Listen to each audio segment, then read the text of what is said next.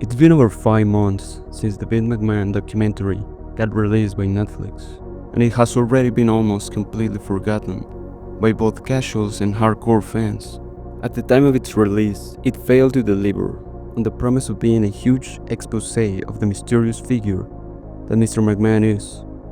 It did, however, manage to generate a big deal of attention, getting praised primarily by the casual side of the wrestling audience. On the other hand, the hardcore fans felt a bit betrayed since it didn't show anything new from what is commonly known about Vince McMahon. The common consensus by the casuals, or by the people who knew very little about wrestling, was that the documentary was highly entertaining and an informative piece about the general notion of what the WWE is in both the present and the past of the company. Given that maybe for the first time, a massive platform like Netflix was depicting key moments in the history of the WWE in a digestible way to a large audience. For the hardcore fans, however, it felt like an unfinished product, a single-take interview to Vince that was patched with WWE moments that had been already tirelessly addressed by the WWE and outside sources, moments that barely had any involvement with Vince's personal life. Even though expecting a deep dive and a more personal look into the life of Vince was maybe an impossible and delusional expectation, the trailer alone felt like it was actually going to take that route.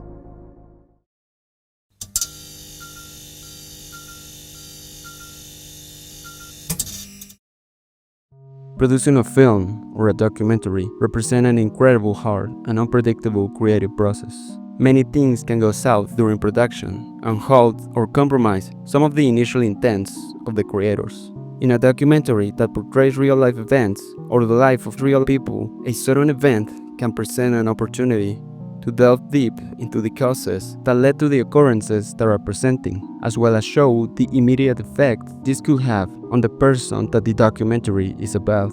An example of this could be the documentary Icarus, a documentary that initially was meant to be about doping in sports, but it quickly shifts into the uncovering of an international Russian doping scandal and the consequences that this brings upon the life of the main character.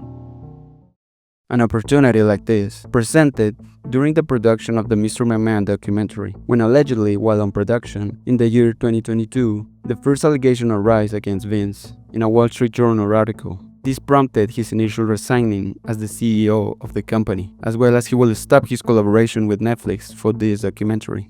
Vince will return in the year 2023, only to sell the majority of the company, apparently against the wishes of both Shane and Stephanie. It would have been amazing to witness how all of this series of events would affect Vince and his family on a personal level, with an intimate look on how his day-to-day life would look like, while being so close to lose everything he had built in a relatively short amount of time. This also would have been a direct documentation of the end of the McMahon era in the WWE. Regardless of this, hoping that the documentary would do this was essentially delusional, given the protective environment Vince has always been surrounded by, as well as the reserved nature in which he has conducted his private life. The fact that he cut short his involvement with the documentary was no coincidence. Another interesting aspect the documentary could have focused on, and one that has never been addressed in depth, is the relationship of Vince with his kids. It is stated in the documentary that Stephanie has more of a similar personality to the one of Vince, and she was, for a short period of time, the successor of his father as the head of the company, something that Vince took away from her during his return in the year 2023. On the other hand, Shane has always had a more conflicted relationship with his father, so much so that it is briefly addressed on the documentary.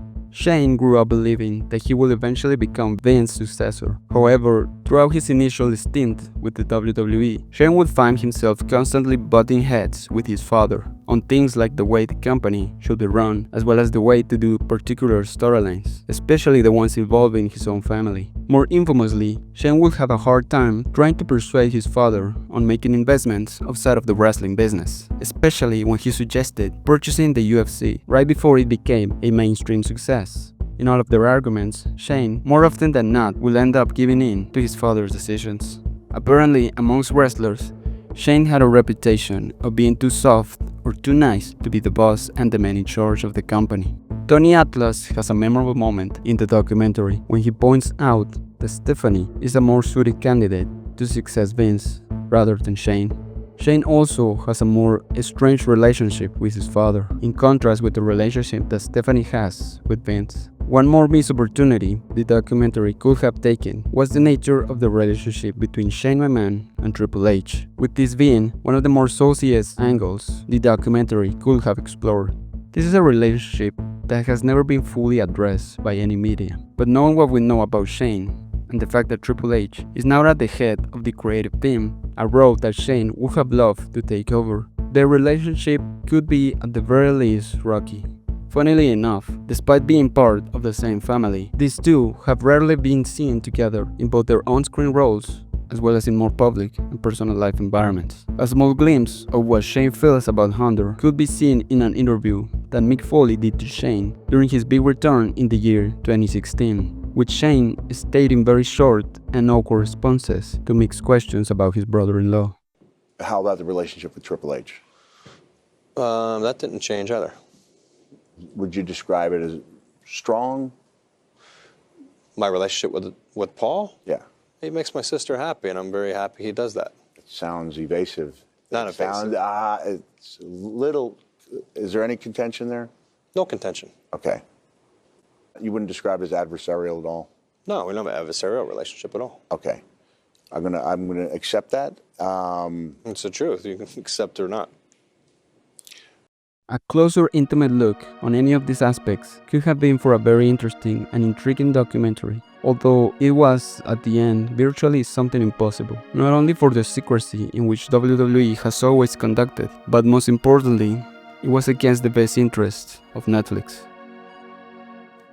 It is well known that Netflix struck a $5 billion deal to stream on their platform Raw on a weekly basis, as well as the monthly premium live events. So while the trailer and other promotional material for the documentary came off as an in-depth look into Vince's life, in reality, the documentary was never intended to be a gotcha piece against Vince, nor it was an attempt to paint in a bad and damning picture the product of the WWE.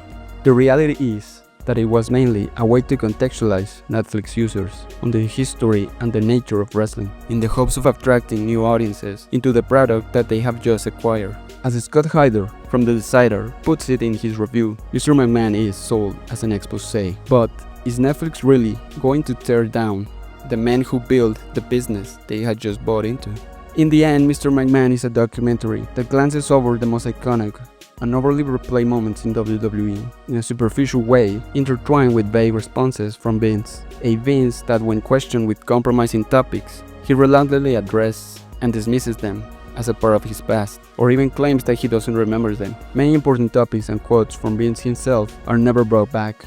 The documentary fails to deliver on the question it poses, and it ends with an attempt to lift, if not Vince, the product that he crafted throughout his many years at the helm of the WWE.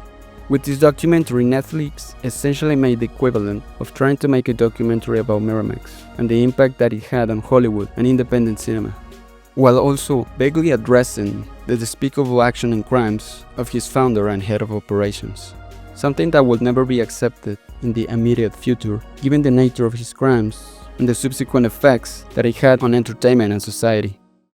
At the end of the day, maybe it's not such a great idea, the common approach of WWE, of pretending like tragedies and shocking events never happen. It may very well be one of the reasons why spaces where things like this can happen, where things like this can be overlooked, and where acts of this nature can be dismissed, and with time forgotten. This video is probably 5 months too late. At this point, nobody gives a fuck anymore about this documentary. Everybody already moved on. But as time goes on, new perspectives have emerged. Additionally, new information keeps arising, information that might involve more prominent names within the WWE, with everything suggesting that this case may have a greater impact than it was initially believed.